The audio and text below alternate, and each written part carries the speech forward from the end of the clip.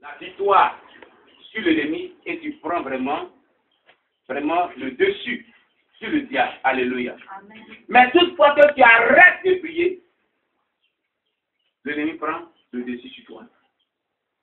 Amen. Amen. On prend sur la partie de choses.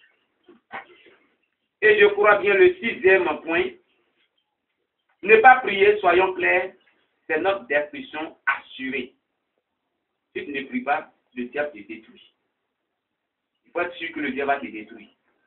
Amen. Alors, ce que je voulais que vous notez est que prier, ce n'est pas seulement demander à Dieu. La seule notion que beaucoup de gens ont de la prière se résume: Père, donne-moi. Père, donne-moi. Père, donne-moi. Père, donne-moi. Non. Alléluia. Prier, ce n'est pas seulement demander les choses à Dieu. Alléluia. Mais il y a plusieurs formes de prière. Gloire à Jésus-Christ. Plusieurs formes de prière. Amen. Amen. Vous voyez là que c'est qu'on vient d'élaborer, c'est qu'on vient de citer, les points qu'on vient de citer. Si une église ne prie pas, c'est dangereux. Alléluia. Si dans ta maison tu ne pries pas, c'est dangereux. Alléluia. Amen. Parce que tout ce qu'on vient d'élaborer prouve que ne pas prier t'expose à des dangers. Amen. Amen. Que le nom de Dieu soit béni. Amen. Alors, les gens laissent une notion de la prière, comme je l'ai dit tout à l'heure, c'est demander à Dieu, demander à Dieu, demander à Dieu, demander à Dieu, demander à Dieu, tout ce qu'on veut, on demande seulement à Dieu. Amen. Amen. C'est pour cela qu'on va parler de comment prier. Le point que nous allons entamer maintenant, c'est comment prier. Comment est-ce qu'il faut prier? Alléluia. Amen. Premièrement, il faut prier avec foi. Selon Hébreux, chapitre 4, verset, et chapitre 10, verset 22. Alléluia. Et sans douter. Il faut prier avec foi et sans douter. Hébreux chapitre 10, verset 22 et Jacques chapitre 1, verset 6. Alléluia. Gloire à Jésus-Christ. Vous voyez, quel que soit le temps que tu vas faire dans la présence de Dieu en priant, si tu n'y mets pas la foi, ta prière n'aura pas d'effet. C'est ce qu'il faut retenir. Quel que soit le temps que ta prière va prendre, si tu veux, faut faire 12 heures du temps de prière, 20 heures du temps de prière, mais si tu ne accompagnes pas ta prière avec la foi, elle n'aura pas d'effet. Elle ne sera pas validée par Dieu. Alléluia. Amen. Même si tu es arrivé à faire une courte prière et que tu y mets la foi, Dieu va t'exaucer. Alléluia. Parce que c'est la foi qui rend la prière efficace. C'est la foi qui amène la prière à l'exaucement. Alléluia. Comprends cela. Nous allons lire ces deux passages bibliques. Hébreux chapitre 10, verset 22. Nous y allons. Alléluia. Hébreux chapitre 10, verset 22. J'ai fait la lecture. Approchons-nous avec un cœur sincère, dans la plénitude de la foi, le cœur purifié d'une mauvaise conscience et le corps lavé d'une eau pure. Comprenez cela? La Bible dit ici, approchons-nous avec un cœur sincère dans la plénitude de la foi. Ah! Quand on va prier, on se récrit pour prier, on s'approche de Dieu. On a créé une atmosphère, la présence de Dieu. Donc, quand on prie, on a un recueillement, c'est pour créer une atmosphère pour rencontrer Dieu. Donc, il s'approche de Dieu comme cela. Alléluia. Amen. Mais s'approchant de Dieu sans la foi, Dieu ne peut pas t'écouter. Alléluia. Ça, quelque part, la Bible dit, il faut que celui qui s'approche de Dieu croit que Dieu existe et il est le rémunérateur de notre foi. Alléluia. Dieu est le rémunérateur de notre foi. Comprenez cela. Amen. Amen. Amen. Amen. Le nom de Dieu soit béni. Alléluia. Alors ce passage nous dit, Dans la plénitude de la foi. Ah! Le mot plénitude veut dire plein. Une fois tu es pleinement accompli, une fois tu es pleine, une fois tu n'es pas à demi-mesure, une fois tu n'es pas à moitié, mais une pleine foi. Alléluia. Dans la plénitude de la foi. Dans la plénitude de la foi. Tu dois t'approcher de Dieu. Mais il y a les gens, vous voyez, on va. Souvent les gens sont priés. Est-ce que Dieu va m'exaucer? Ça fait longtemps que j'ai prié. J'ai prié quand même. La prière ne sera jamais exaucée. Cette prière qui est disqualifiée. Si cela arrive souvent, on est devant Dieu. Si cela arrive souvent, d'accord. Au contraire, ils ont ri, hein. Ils ont ri, quand ils ont ri, là, c'est que cela lui est arrivé, mais il ne peut pas lever les doigts. Si cela est arrivé, voilà, levez les doigts. Il y a qui encore que les seuls. Levez les doigts. Est-ce que Dieu va m'exaucer même? Il y a tout prié pour ce sujet-là. C'est quel sujet? Dieu aussi, depuis là. Qui est-ce qui va faire ça? Ah, il y en a qui disent que c'est l'être. Levez bien les bras, on va voir. N'ayez pas honte. Voilà. Amen. Ce sont des erreurs que vous commettez. Il faut que Dieu ne peut pas valider vos prières. Amen. Donc, rentrez dans la présence de Dieu avec une foi qui est pleine. Alléluia. Amen. Voilà. Il a dit, le cœur purifié d'une mauvaise conscience et le corps lavé d'une eau pure. Regardez. Si tu vas dans la présence de Dieu, sans un cœur pur, tes prières ne seront pas aussi exaucées.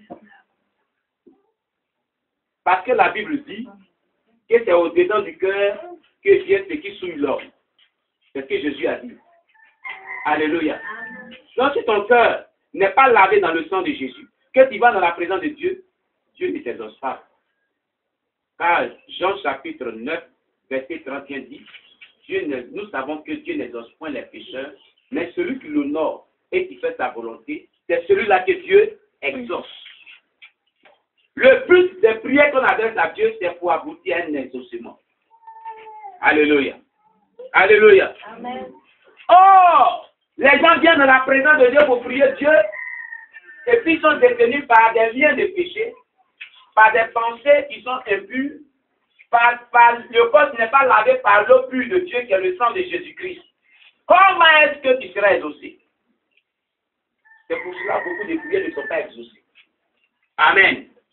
Amen. Que le nom de Dieu soit béni. Jacques chapitre 1 verset 6. Priez avec foi. Jacques chapitre 1 verset 6. Je fais la lecture. Mais qu'il la demande avec foi, sans douter, car celui qui doute est semblable au flot de la mer agité par le vent et poussé de côté et d'autre. Quand tu demandes à Dieu, demande avec foi, sans douter. Si tu doutes, il n'y a plus d'exaucement. C'est qu'il n'a plus confiance à Dieu. Le poison de la foi, c'est le doute. Alléluia. La maladie de la foi, c'est le doute. Alléluia. Beaucoup, leur foi est malade parce qu'ils doutent beaucoup. Si cela arrive de douter, levez les bras. Si cela arrive de douter, voilà. Comprenez et retenez à partir d'aujourd'hui que c'est la maladie de votre foi chrétienne. Ce qui fait que vous ne pouvez pas grandir dans la foi. C'est par ta foi que Dieu te fait grandir dans la marche chrétienne.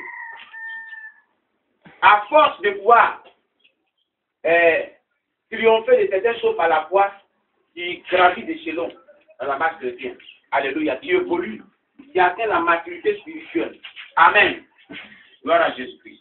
Le deuxième point de comment prier, c'est prier avec assurance. Prier avec assurance. Alléluia. Hébreux chapitre 4, verset 16. Hébreux chapitre 4, verset 16. Hébreux chapitre 4, verset 16. Gloire à Jésus-Christ.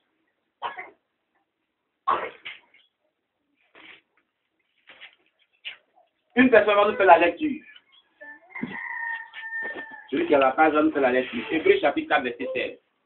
Une très bonne lecture. Approchons-nous donc avec assurance du trône de la grâce, afin d'obtenir miséricorde et de trouver grâce pour être secouru dans nos besoins. Très bien. Pourquoi ici dans ce passage on dit approchons-nous donc? Regardez, on dit approchons-nous donc avec assurance.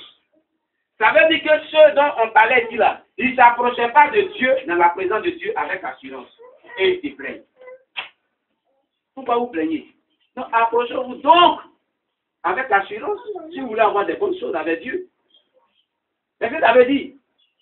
Vous vous approchez de Dieu, non pas avec assurance. Et vous vous plaignez que Dieu ne vous exauce pas. Et vous plaignez que vos problèmes demeurent. Approchez-vous donc avec assurance auprès de Dieu. Est-ce que je me fais comprendre? Approchons-nous donc avec assurance auprès de Dieu. Amen. Amen. Alléluia. Amen. Pour un but, afin d'obtenir miséricorde et de trouver grâce et pour être secouru dans nos besoins. Pourquoi on doit s'approcher? Regardez, ce texte nous dit beaucoup de choses. Pourquoi on doit s'approcher avec assurance au trône de la grâce? Alléluia. C'est pour que nous soyons pardonnés. Parce que la miséricorde, c'est le pardon. C'est pour que Dieu nous pardonne. Alléluia. Ça fait un. De deux, c'est pour que tu trouves grâce aux yeux de Dieu. Alléluia. Car celui qui trouve grâce aux yeux de Dieu, il a la faveur de Dieu. On comprend cela. Et la troisième, le troisième point qui est relevé dans ce texte, c'est pour que tu sois secouru dans tous tes besoins. Les chrétiens aiment beaucoup exposer et étaler les besoins devant Dieu. Mais ils ne s'approchent pas avec assurance dans la présence de Dieu en étalant les besoins à Dieu. Voilà l'erreur que les gens commettent. Alléluia. Amen. Si nous approchons avec assurance auprès de Dieu et que nous nous exposons nos problèmes, nos besoins, c'est en ce moment qu'il nous secourt. Il donne vraiment ce que nous demandons. Alléluia.